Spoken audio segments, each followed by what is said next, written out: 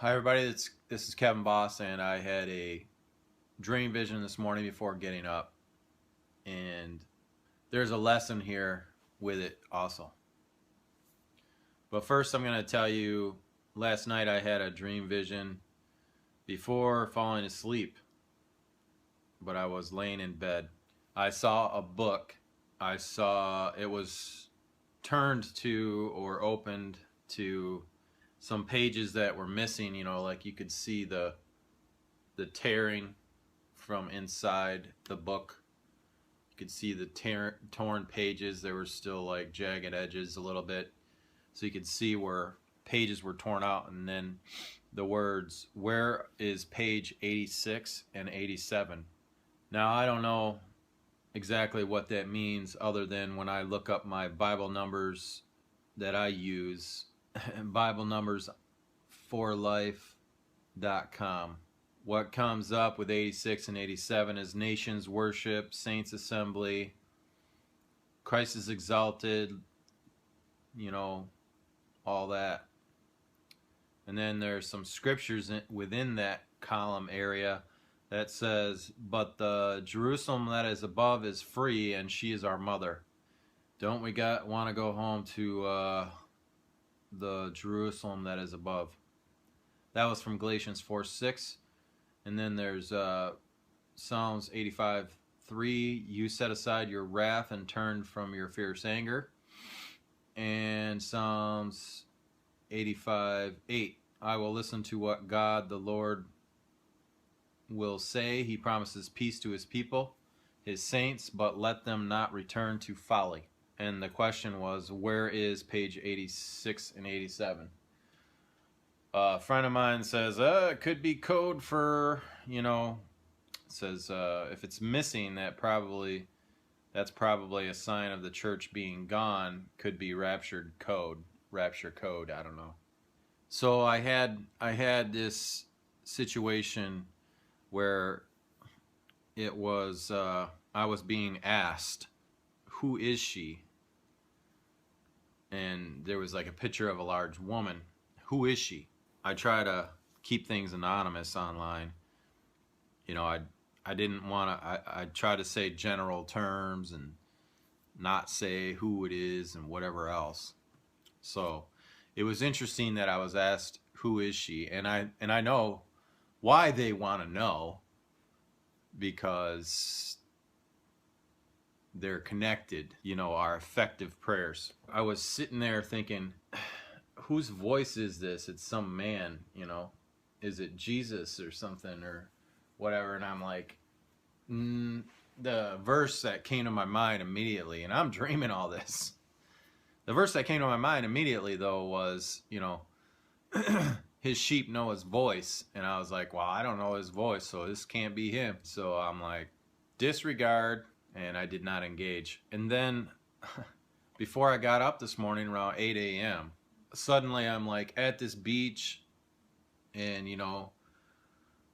I'm with a couple guys, and this one guy wants to get his picture taken, and I'm trying to take it, and it keeps coming out too dark, and my phone can't expose it well. And then I'm thinking, man, maybe I gotta get my professional camera out with my flash. I don't know who this guy was, but apparently we were friends. We were pals in this dream. We were in another part of the beach a little bit farther up, and the environment looked very much like what I know. I'm like, I see the light is out real good over here. I got the trees in the background. Let's take a picture there. And then he's like, no. He didn't want to have his picture taken. It was too much for him. He did not want to have his picture taken. So I was like, that's really weird. Next thing I know, I'm still at the beach, but I don't know where this dude went that I was trying to get his picture. I'm walking, and I see that there's a huge plate of meat that the other guy had grilled up. Now, for those of you who don't know, I don't eat meat anymore because God told me not to last, almost 2 years ago now. And honestly, I'm kind of glad that I don't. now because I'm seeing all this Soylent Green and all this, you know, cannibalism coming out, and you know, they've made America into meat lovers pizza. Everything's meat, meat, meat, meat, meat. Everything's meat. And if you haven't noticed, and if you've ever read the story of Daniel in Daniel 1 and 2, they're taken hostage from their country by Nebuchadnezzar. He renames them. There's the king orders that all his subjects, all these subjects that they take, because they wanted all the skilled and intelligent male boys and stuff to be taken care of and brought up in the king's ways, to work with the king, to help the king and all that, you know, for his benefit. And so not a bad situation to be in for somebody who's taken hostage, to be, you know, fed by the king and eat all the goods.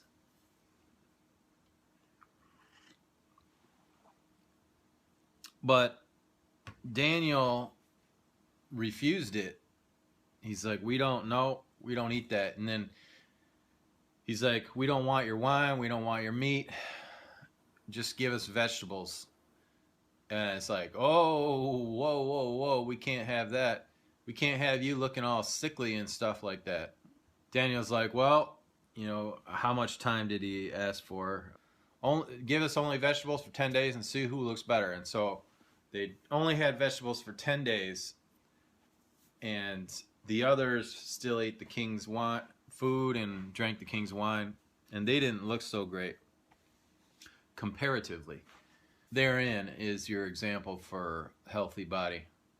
Not to say that I'm necessarily healthy or in shape or anything, because I won't get into that. But anyway, so in this dream, I'm grabbing meat out of this huge, okay, so like imagine like there's a big tray and then there's a huge Ziploc over it, which I thought, you know, that was a really good way to keep that meat warm.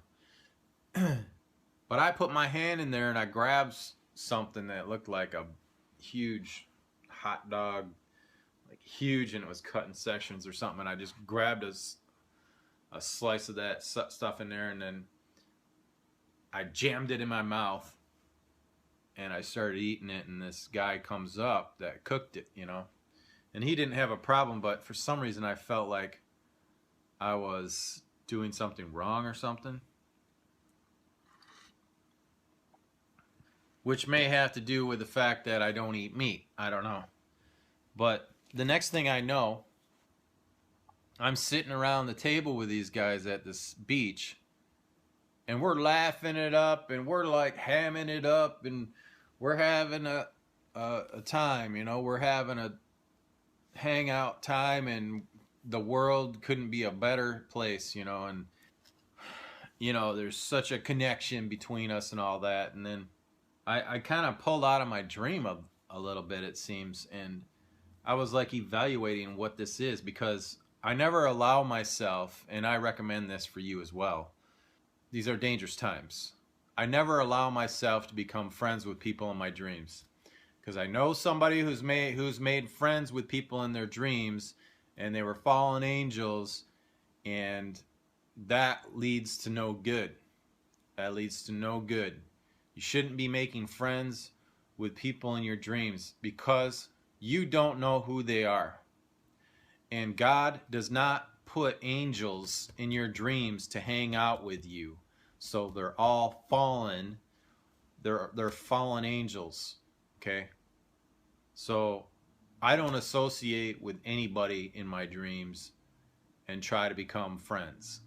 My belief is, in these states of recesses of your mind, you know, like, so much can happen. So I believe that maybe that meat was laced, because why am I sitting here having such a good time with these people I don't even know?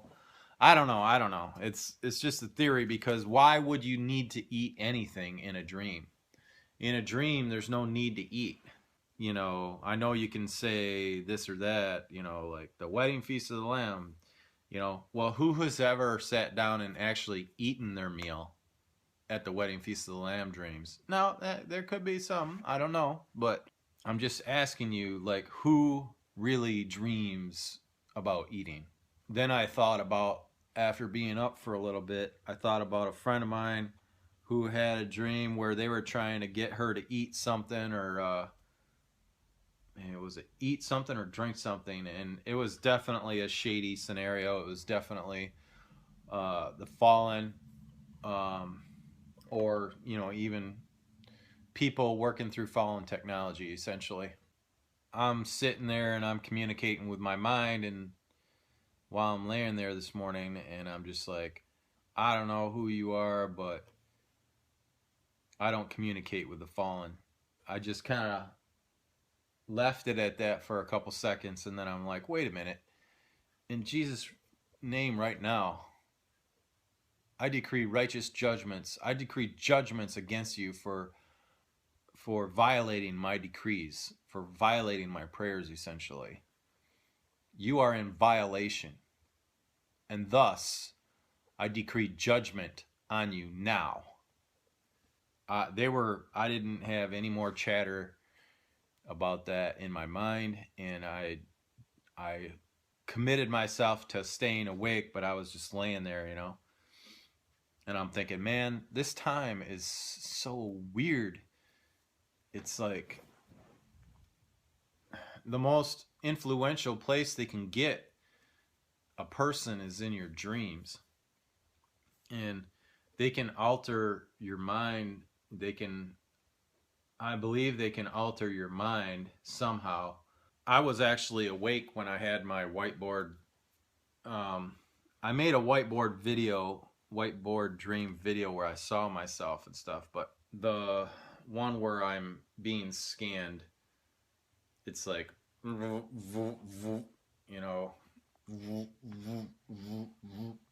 like that on the screen over me. It's like they did something because I was kind of paralyzed. I was like in that sleep paralysis, but my mind was still able to overcome it, but I wasn't able to move or open my eyes. So essentially, they could do whatever they want in my room while they do what they do.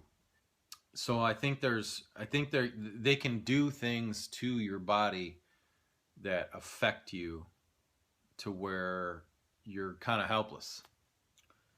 And I believe they can drug you in your dreams, because that seems to be the case. Because it's like, how do you find yourself doing things that you wouldn't do, that are not you, but you're doing them? Unless they could, literally alter your mind somehow. I guess the one thing I would say is be very careful. Don't make friends in dreams. If God has shown you something to be true and you have a dream that completely goes against what you know to be true, then there's probably something up with that. And then again, it could be God truly showing you the truth. If you are going to somebody and you're watching their dreams and your mind is changed about something, or your mind,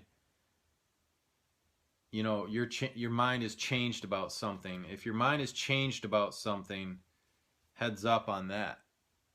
There's an advantage there if your mind can be changed about something by having a dream,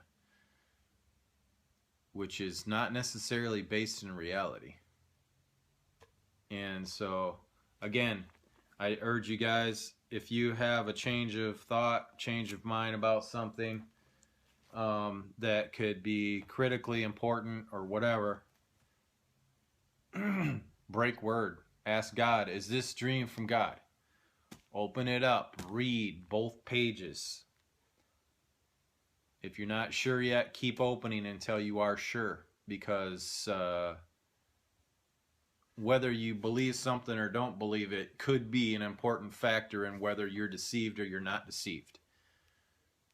And I, for one, do not want to lend myself to being deceived. So this is where A lot of my shares are about revealing things, bringing things to light so that others don't get caught into traps that they could find themselves in. I do believe that God puts me into situations for that purpose, to give you guys a heads up of what to be careful of, what to watch for. It's up to you whether you receive that or not, but it's I'm in a whole different place here with things. Like I'm rarely dealing with any demons now. I'm rarely dealing with even principalities. I'm dealing with like advanced alien technology and, you know, advanced humans that are working with the fallen that can really affect you in a negative way. I'm very careful, but yet, you know, you can find yourself in situations where, like I said, you're doing things that you would not do. So it's like really an odd paradox, but I just trust God, you know, gets us through it. For me, everything's been about elevation. It's been about busting down one wall, going to the next, busting down that wall, going to the next, busting down that wall, going to the next. That's what it's been for me, you know, and this is where I'm at. I'm at the alien, you know, fallen angel level. It's a whole new unknown level that I'm not really familiar with, and it's really, I got to train my mind to be very cautious at all times and not just drink or eat anything or partake in anything or become chums with anybody in the spirit realm, because that's really where we're at. We're in the spirit realm. We're not just dreaming. Dreams are like something that I rarely have anymore. It's a spiritual experience, but this is deeply spiritual.